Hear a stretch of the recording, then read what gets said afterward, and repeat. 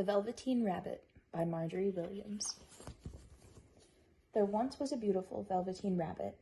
His coat was spotted brown and white, and his ears were lined with pink satin. On Christmas morning, he was the most wonderful gift in the boy's stocking. All morning, the boy played with him. Then, in the excitement of looking at all the other presents, the Velveteen Rabbit was forgotten. For a long time, nobody paid much attention to the rabbit. The mechanical toys were rude to him because he was only a stuffed bunny. But the playhorse, who had been there longer than any of the other toys and knew all about toy magic, was very kind to the rabbit. One day the rabbit asked the playhorse, "What is real? Does it mean having batteries or lights?" "Real isn't how you were made," said the playhorse. "It's a thing that happens to you. When a child really loves you, that is when you become real."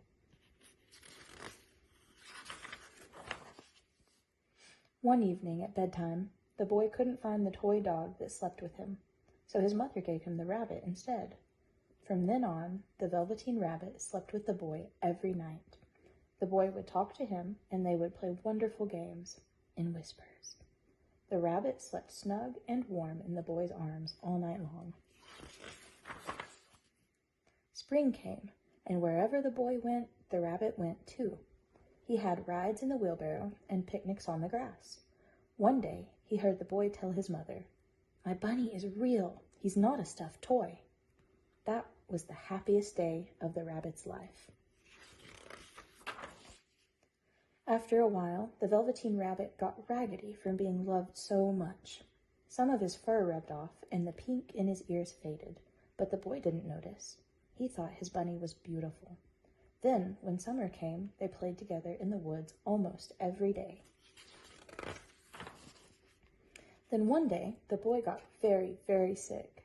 The doctor said that all the toys in the room had to be tossed out because they were full of bad germs. The boy got better, but the little rabbit was put in a sack with the other things and taken outside.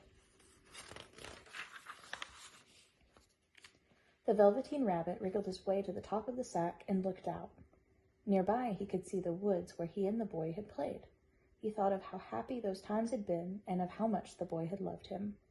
A tear trickled down his little shabby nose and fell to the ground. Then a strange thing happened. Where the tear fell, a mysterious flower began to grow. It had emerald leaves and a beautiful golden blossom. The blossom opened, and a fairy stepped out. "I am the toy magic fairy," she said. "I take care of the playthings that children have loved. When they are old and worn out, I make them real." "But wasn't I real before?" the rabbit asked. The fairy said, "You were real to the boy because he loved you. Now you shall be real to everyone." In the meadow, the Velveteen Rabbit saw wild rabbits dancing with their shadows on the velvet grass.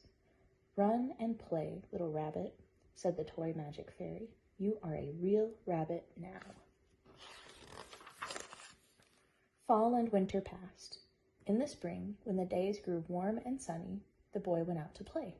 In the woods, he saw two rabbits peeping at him from under a bush. One was gray.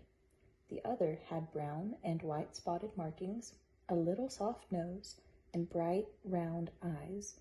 He seemed familiar to the boy. "Why, he looks like my old bunny who got lost when I was sick," the boy thought.